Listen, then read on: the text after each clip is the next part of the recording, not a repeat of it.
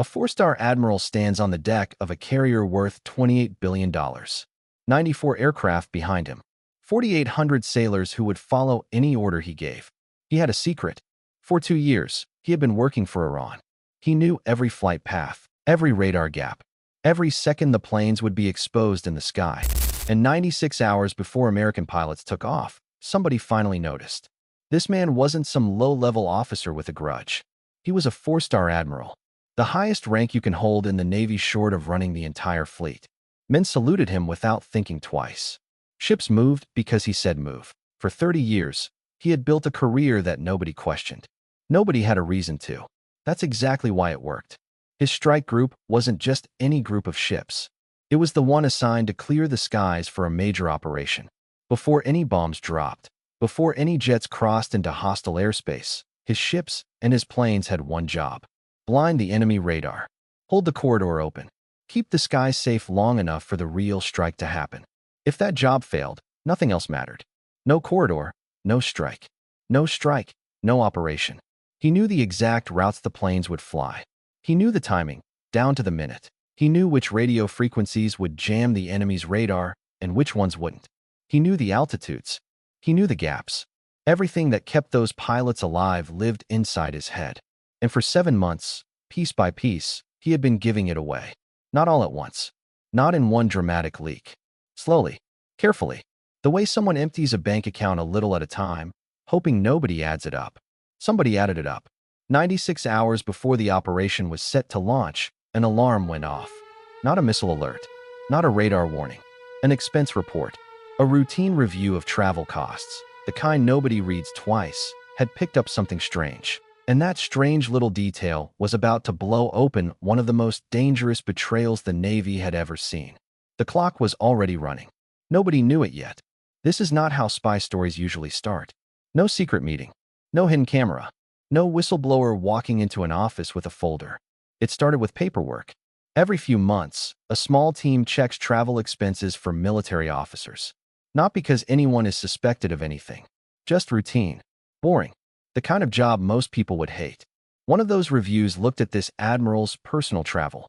Not his official trips, the ones tied to his job. Those were normal. Approved. Expected. It was his personal travel that stood out. Over 22 months, he had taken 9 short trips. 2 to 4 days each. Always to the same 3 cities. Dubai. Zurich. A small island called Malta. On paper, none of it looked strange. Officers travel. They take leave. They visit family. They relax. They spend money on vacations. 1 trip to Dubai means nothing. 9 trips to the same 3 places over almost 2 years? That's where the pattern showed up. The system that flagged it wasn't a person. It was an algorithm. A piece of software built to spot patterns humans might miss. And it noticed something odd. All 9 trips, even though they happened months apart, had been booked within 72 hours of each other.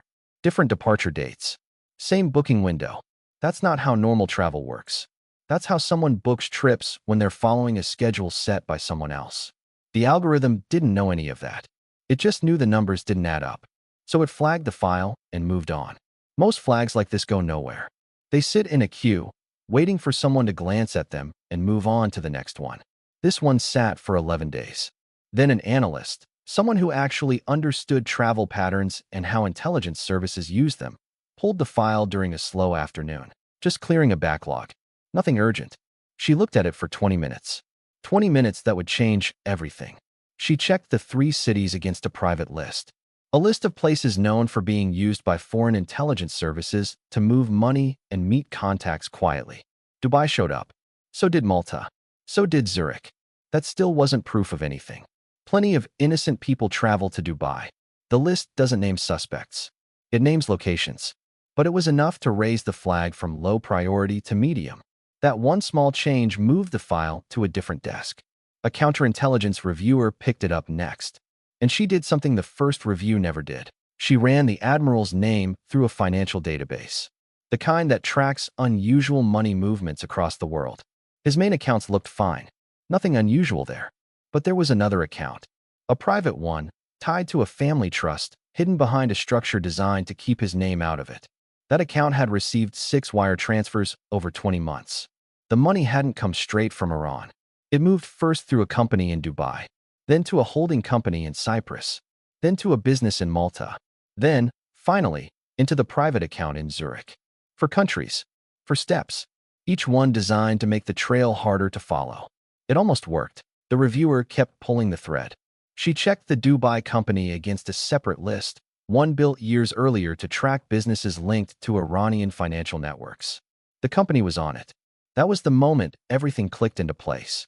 9 strange trips, a hidden account, money moving through 4 countries, and a name at the end of it that belonged to a man commanding one of the most powerful strike groups in the United States Navy. She didn't wait. She picked up the phone. Within 90 minutes, a new investigation had a name. Broken anchor. And somewhere on a calendar nobody could stop, a countdown was already running. 98 hours before the operation this admiral was supposed to protect would begin. Normal investigations like this take months, sometimes years. You don't rush an espionage case. You build it slowly. You watch. You listen. You map out every contact, every payment, every possible connection, until the case is airtight enough that the person you're investigating never even knows they're being watched. This time, there was no slow option. The team had 98 hours. Less than that. Really, once you count the time it takes just to confirm what they were dealing with. Here's the problem they were facing. If this admiral really had passed along the flight routes, the timing, the radar gaps, then the operation about to launch was no longer secret. Iran could already know exactly where the planes were going to fly. That meant Iranian forces could move their defenses into position early. Wait for the exact moment American jets entered the most dangerous part of the mission, the moment they were most exposed. So the team had 2 urgent questions. What exactly did he give away? And had Iran already used it? There wasn't time to ask him directly. Confronting him too early could tip him off. And if he had any way to warn anyone, the damage could get worse, fast. So a different team went looking for answers somewhere else. They turned to old radio and radar signals coming out of Iran. Not recent ones. That would be too late to matter. They went back 7 months, to the start of the window when the financial transfers began. What they found was the kind of thing that makes a room go silent. Starting around 5 months earlier, Iranian air defense systems had started shifting. Radar settings changed. Defense zones moved. Missile units relocated to new positions. On their own, none of that proves anything. Militaries adjust their defenses all the time. But when analysts laid those new positions over the planned flight routes for the operation, the match was too close to be random.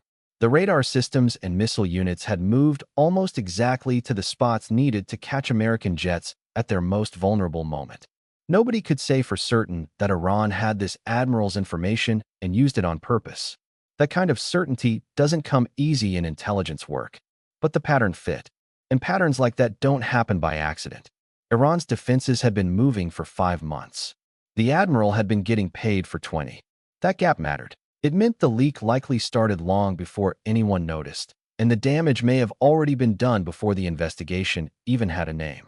The team had less than 4 days to fix a problem that had been building for almost half a year, and they still hadn't arrested anyone. Every hour mattered now. The operation hadn't been stopped. It hadn't been postponed. It was still set to launch, with a commanding officer who may have already given away its biggest advantage. Somewhere, far above the ocean, the planes were getting ready. And nobody on that strike group had any idea what was coming. At 2 in the morning, on the second day of the investigation, the findings reached the people who could actually do something about it. The National Security Council got the briefing in the middle of the night. No delay, no waiting for daylight. The decision came back almost immediately. The plan had to change. New flight routes, new timing, new radio frequencies for jamming enemy radar. Every piece of the operation that depended on secrecy had to be rebuilt, fast, by people who had no connection to the compromised plan. There was just one problem. The admiral was still in command, still trusted, still able to see and influence the operation he may have already betrayed. So they had to cut him out, without him knowing he'd been cut out. A new planning team built the updated version of the operation in total secrecy. The admiral was removed from access to it, but not in a way that looked unusual. The official reason given was a routine security review, the kind that happens before almost every major operation. Nothing about it raised suspicion. From that point on, anything the admiral still knew was already outdated. If he tried to pass along more information, it wouldn't matter. The version in his head was no longer the real plan. But here's the part that couldn't be fixed in 4 days. 5 months of Iranian defense repositioning doesn't just disappear because you build a new flight path. The damage already done to the original plan was real, and some of it was permanent. The operation could still happen. It just wouldn't happen the way it was originally designed. It would be riskier, more exposed in certain areas. A weaker version of a plan that depended on secrecy it no longer had. And somewhere on a ship in the Gulf, a man who didn't know his career was about to end was still giving orders. You can't arrest a 4-star admiral the way you'd arrest anyone else. He wasn't sitting at home. He was in command of a strike group, in the middle of an active military operation, surrounded by thousands of people who would follow his orders without hesitation. Pulling him out of that position wasn't just a legal decision. It was a massive logistical problem. The Secretary of the Navy had to be told. The Chairman of the Joint Chiefs had to be briefed. And all of it had to happen without a single hint reaching the strike group itself. Because if word got out too early, 2 things could happen. He could try to destroy evidence. Or worse, he could try to warn someone. So while lawyers prepared the legal side, military planners quietly worked on something just as important. Who would take over command the moment he was gone? They found their answer in a vice admiral whose record had already been checked and cleared. Someone trusted enough to step into the role within hours, not days. The handover plan was built in 3 hours. That's how fast it had to move. Meanwhile, FBI counterintelligence agents and Navy investigators were coordinating under a framework built specifically for cases like this. The kind of plan both sides had hoped they would never actually need. Every piece had to click into place at exactly the right moment. Too early, and they risked tipping him off. Too late, and the operation launches with a man who may have already sold its secrets still standing at the helm. The order to move came just hours after the night briefing ended. The plan was set. Now someone just had to get him in a room. They didn't send agents to his quarters. They didn't storm anything. They simply asked him to attend a meeting.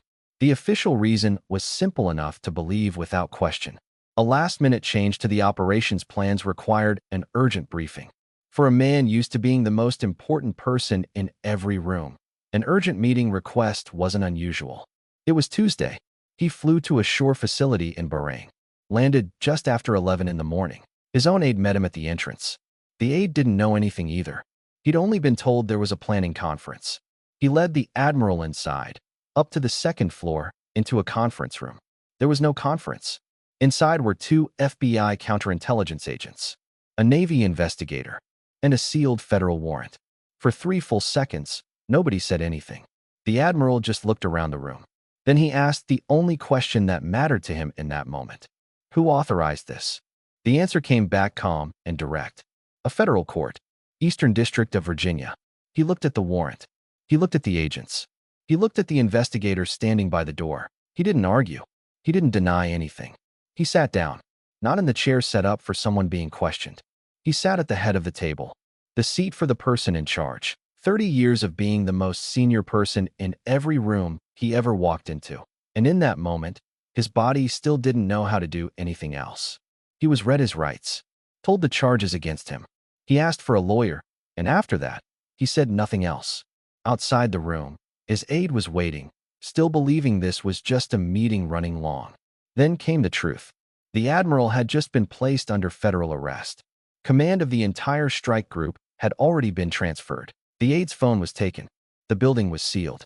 For the next 45 minutes, no information was allowed to leave that facility. 45 minutes doesn't sound like much. It was enough. In that window, the new commander, the vice admiral who had been quietly prepared for exactly this moment, officially took control. The updated version of the operation, the one the arrested admiral had never seen, was sent out through a brand new chain of command, one with no connection to him at all. Out at sea, thousands of sailors and pilots had no idea anything had happened. They didn't know their commander had just been arrested. They didn't know how close the operation had come to disaster. All they knew was that the mission was still on. And somewhere, locked inside a room with no windows, a 4-star admiral sat in silence, waiting for a lawyer, already knowing there was nothing left to say. But the story wasn't over. Not even close. Because now came the hard part, figuring out exactly how much damage had already been done. It took 9 weeks and 8 different agencies to fully map out what had happened. 9 weeks to trace 20 months of secrets. The financial trail alone was staggering. 6 confirmed wire transfers, totaling $1.7 million, moved carefully through 4 different countries before landing in that hidden Zurich account. And that wasn't even the full picture. Investigators believe there were additional cash payments on top of that, ones that left no paper trail. Based on his spending habits, they estimated those payments added up to somewhere between $400,000 and $600,000 more. $2 million, give or take. That's roughly what it cost to buy access to one of the most powerful strike groups in the United States Navy. But money was only half the puzzle. The other half was figuring out exactly what he'd given away, and that depended partly on him. After his arrest, he did cooperate. Partly. He confirmed the financial relationship. He admitted to passing along certain operational details during a specific window of time. But there was a problem. The window he described was narrower than what the evidence actually suggested. His lawyers leaned into that gap. They argued he could only be held responsible for what he had clearly admitted to, not for broader assumptions drawn from patterns in Iranian military behavior. It was a careful, calculated move. Admit only what investigators could already prove. Deny everything else. Investigators believed the real scope of what he leaked was bigger. Much bigger. But proving that in court was a different challenge than proving it in an intelligence assessment. One was about confidence. The other was about evidence strong enough to hold up against a defense team that understood exactly how the system worked. And that gap between what everyone believed and what could actually be proven, that gap was about to matter more than anyone expected. The damage assessment confirmed what the early signals had already hinted at. Iranian forces had repositioned their air defenses over a 5-month stretch, in ways that lined up with the original flight plan almost too well to be coincidence. Because of that, 2 out of the 5 planned flight corridors had to be changed at the last minute. Changed in ways that made them riskier than originally designed. How much riskier? That number stayed classified. But the assessment used one phrase to describe it. Operationally significant. In plain terms, that means pilots flew into more danger than the mission was originally built to handle. They flew anyway. The operation launched. The results were never made public. But one detail was confirmed, and it was the only detail that really mattered to the people involved. The pilots came home. The updated plan held, even against an enemy that had been quietly preparing for months. Even against defenses that had been repositioned using information that should have stayed locked inside one man's head. It held, but holding wasn't the same as the danger never existing. Those 2 corridor changes, those repositioned missile batteries, all of that was the price of 20 months of silence finally being broken too late to undo, but just in time to survive. Now it was time for the legal reckoning to begin. 30 days after his arrest, the charges came down. And they were the kind that end a career permanently, with no version of redemption attached. Espionage, a charge that, on its own, carries a maximum sentence of life in prison. Conspiracy to commit espionage, stacked right alongside it. Bribery of a public official, because legally speaking, those payments weren't gifts. They were compensation, payment in exchange for actions he took as an officer. And then the most serious charge of all, aiding the enemy, under military law. A charge that, in the most extreme cases, carries the death penalty. That charge is what really defined how serious this case was treated. He hadn't simply leaked information to a foreign government in some abstract, distant way. He had given an adversary details that directly affected the safety of pilots, under his own command, flying into combat. Men and women who trusted him, who had no idea that the person responsible for protecting their flight path had already sold pieces of it. His defense team pushed back hard on that final charge. They argued the law required proof that he specifically intended to help the enemy harm American forces, and they didn't believe the evidence cleared that bar. Prosecutors disagreed. Their argument was simpler. Any officer in his position should have known that handing over this kind of operational detail would put American lives at risk, intent or not. That argument is still headed to trial. But there's a separate question here. One that no courtroom can fully answer. What does it mean for an institution when the person entrusted with protecting thousands of lives turns out to be the one who put them in danger? That question doesn't get resolved with a verdict. While the legal process moves forward, he remains held without bail at a military detention facility. His security clearances are gone. His rank has been suspended. 30 years of decorations, all of it now sitting frozen, waiting on the outcome of a case that will decide far more than just his future. But here's what still hasn't been answered. The part investigators haven't been able to fully close. How much more did he actually give them? 30 years. That's what it took him to climb to the top of one of the most respected institutions in the country. And then, one room in Bahrain. 2 agents. 1 warrant. He sat down. He asked his lawyer to speak for him. And after that, he said almost nothing at all. But here's the part that should bother you more than anything else in this entire story. Nobody caught him because they were looking for him. There was no secret tip, no informant, no years-long surveillance operation built around suspicion of a 4-star admiral. Nobody in that chain of command had any reason to think he was anything other than exactly what his records said he was. A trusted, decorated officer. What caught him was a routine financial review. A formality. The kind of paperwork most people would call boring. An algorithm noticed a pattern in 9 trips spread across almost 2 years. A pattern that, on its own, still wasn't proof of anything. It took a person to actually look closer. One analyst, on one ordinary afternoon, clearing a backlog of low-priority flags that nobody else had time for. She spent 20 minutes on a file that could have easily waited another month. She didn't have to dig deeper. The file was already marked low priority. Nobody would have questioned her if she'd moved on to the next one. She didn't move on. That one decision led to a second database, then a third, each one a small, almost mundane step. A cross-reference here, a financial record there, 3 lookups. That's all it took to unravel a relationship that had taken 20 months and nearly $2 million to build. He had used family trusts to hide ownership. He had spread his trips out, months apart, hoping the gaps would make any pattern invisible. He had routed his money through 4 different countries, layering it so thick that finding the source should have taken investigators years, if they ever found it at all. He accounted for almost everything. He didn't account for an algorithm that looks at patterns across time, instead of 1 trip at a time. He didn't account for an analyst who found one detail interesting enough to keep pulling on the thread. 1 algorithm, 1 analyst, 1 afternoon. That's what stood between this operation succeeding exactly as planned for Iran and 96 hours of controlled chaos that ended with the pilots coming home. 20 months of betrayal. $1.7 million. 5 months of an enemy quietly preparing for an attack it was never supposed to see coming. And it almost worked.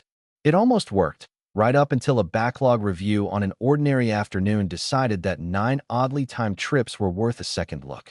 The case is still moving through the courts. The full scope of what he gave away may never be fully known, not in public, maybe not even behind closed doors. What we do know is this. The corridors held. The pilots came home. But the questions this case leaves behind aren't finished. How many other patterns are sitting in a queue right now, flagged as low priority, waiting for someone to have 20 free minutes on a slow afternoon? How close did this really come to a different ending? And the most unsettling question of all, if one analyst hadn't pulled that file when she did, would anyone have noticed at all?